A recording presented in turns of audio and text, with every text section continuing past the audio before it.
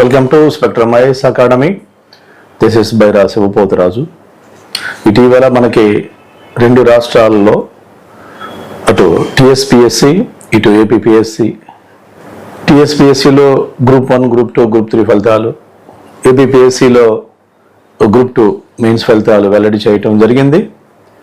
ఈ యొక్క ఫలితాల వల్ల ఎవరైతే కష్టపడి బాగా పోరాటం చేసి తన అనుభవాలని మళ్ళీ సరిదిద్దుకొని చక్కబెట్టుకొని పరీక్ష రాశారో వాళ్ళందరూ కూడా ఉద్యోగాలని పొందేటువంటి అవకాశం మనకి కనిపిస్తుంది. అయితే ఇక్కడ మనకి పోటీ పరీక్షల్లో ఎక్కువ మంది ఓటమి చూసినటువంటి ప్రక్రియ ఉంది. ఇది సహజమైనటువంటిదే. ఇది యూపీఎస్సిలో కానీ ఏపీపీఎస్సిలో కానీ దేనిలో అయినా సరే ఉద్యోగాలు అనేవి పరిమితంగా ఉంటాయి, రాసేవాళ్ళు ఎక్కువగా ఉంటారు. ఈ రాసే వాళ్ళలో కొంతమంది ర్యాంకులు సాధించి విజయాన్ని సాధిస్తారు, కొంతమంది బ్యాక్వర్డ్ అవుతారు. మళ్ళీ వాళ్ళు అగైన్ సన్నద్ధం కావాలి. అంటే ఇక్కడ నేను చెప్పేటువంటి ప్రధాన అంశం ఏంటంటే ఓటమి అనేది విజయానికి పునాది. దీన్ని మనం నమ్మాలి, విశ్వసించాలి, మన మనసులో దీన్ని స్థిరం చేసుకోవాలి. ఈరోజు ఓటమి వచ్చిందని మనం బాధపడి భంగపడి నిరుత్సాహానికి గురయ్యి మనం అనుకున్నటువంటి లక్ష్యాన్ని వదిలివేయకూడదు. పోరాట పటిమతో మళ్ళీ సన్నద్ధం కావాలి. అకాడమిక్ పరీక్షలకి పోటీ పరీక్షలకు ఉన్నటువంటి ప్రధాన భేదం అదే. అకాడమిక్ పరీక్ష పోతే దాన్ని మళ్ళీ రాస్తే రాస్తాం, లేకపోతే లేదు. కానీ పోటీ పరీక్ష అలాగా దానికి 100 రెట్లు స్థాయిలో కసి పెరిగి మళ్ళీ రాయటానికి ప్రయత్నం జరుగుతుంది సహజంగా కూడా. పోటీ పరీక్షలు అంటేనే అది. ఈ నేపథ్యంలో మనకి ఓటమి విజయానికి ఎలా పునాది అయింది అన్నది మనం చూసినట్లయితే కొన్ని ఎగ్జాంపుల్స్ మనం చరిత్రలో పరిశీలించవచ్చు. మనకి ప్రాచీన భారతీయ చరిత్రలో చూసినట్లయితే అలెగ్జాండర్ 326 BCలో గ్రీకు నగరరాజ్యం, ఐరోపా ఖండంలో గ్రీకు నగరరాజ్యంలో మాసిడోనియా నుంచి రావటం జరిగింది, భారతదేశానికి వచ్చాడు. మరి అక్కడి నుంచి ఎలా వచ్చాడు అని ఎన్ని ఇబ్బందులు ఎదుర్కొన్నాడు. అప్పుడు ఫ్లైట్లు లేవు, వేగంగా రావడానికి రైళ్లు, బస్సులు ఇట్లాంటి వాహనాలు ఏమి లేవు. వాళ్ళు గుర్రాల మీదే వచ్చి వాళ్ళు అనుకున్నటువంటి లక్ష్యాన్ని సాధించడానికి అనేక ఓటములకు ఎదుర్కొని విజయాన్ని సాధించి ఎదురగటం జరిగింది. అదేవిధంగా స్వామి వివేకానంద 1896లో మనకి చికాగో, అమెరికాలో ఉన్నటువంటి చికాగో మహాసభలకు అటెండ్ అవ్వడానికి వెళ్ళి అక్కడికి వెళ్ళినప్పుడు ఆయన దగ్గర డాక్యుమెంట్స్ అన్ని పోగొట్టుకొని ఆయన దగ్గర ఎటువంటి ధనమో డబ్బులు లేకుండా చాలా ఇబ్బందులు పడి చివరికి అట్ లాస్ట్ ఆయన ఏంటంటే ఆ చికాగో మత సభల్లో పాల్గొన్నాడు, లక్ష్యాన్ని చేరాడు. అలానే మనం చూసుకుంటే అబ్రహం లింకన్ తన జీవితంలో చాలా వ్యాపారాలు, చాలా బిజినెస్లు చేశారు. అన్నిట్లో నష్టాలే వచ్చినాయి. చాలా ఉద్యోగ ప్రయత్నాలు చేశాడు, అన్నీ కూడా సఫలీకృతం కాలేదు. అనేక రకాలుగా ఎన్నో వైఫల్యాలు చూసిన తర్వాత అబ్రహం లింకన్ అట్ లాస్ట్ మనకి అమెరికన్ ప్రెసిడెంట్ కావటం కూడా జరిగింది.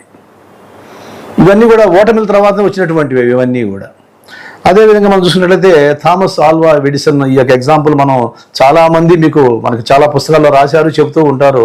ఇది వాస్తవం. అనేక సార్లు ఆయన బల్బును కనిపెట్టడంలో విఫలం చెంది ఎంత విఫలం అయితే మనం బల్బును కనిపెడతాం అనేటువంటి విషయాన్ని చెప్పాడు, తర్వాత సాధించడం జరిగింది.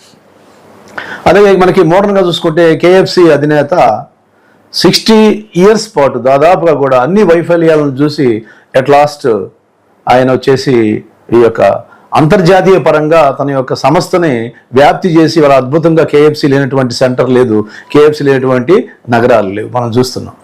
అంటే ఈ విజయాలన్నీ ఎలా సాధ్యమైనవి అంటే ఏదైతే మనం దృఢ సంకల్పం చేసుకొని లక్ష్యాన్ని తీసుకున్నామో ఆ లక్ష్యం పట్ల కార్యాచరణతో అంటే యాక్షన్ ప్లాన్తో ముందుకు సాగాలి.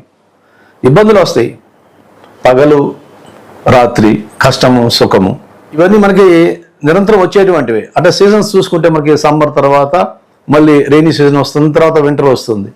అదే మనకి స్టికాన్ అయి ఉండదు కాలగమనంలో.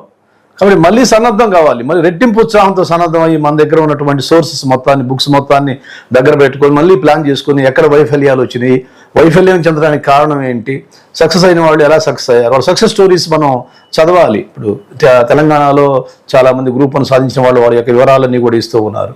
అట్లానే మనకి ఏపీపీఎస్సిలో 2018 నోటిఫికేషన్ సంబంధించి వాళ్ళు కూడా వివరాలన్నీ కూడా ఇచ్చారు. అవన్నింటిని దగ్గర పెట్టుకొని మనం ఒకసారి మళ్ళీ సమాయత్తం కావాలి.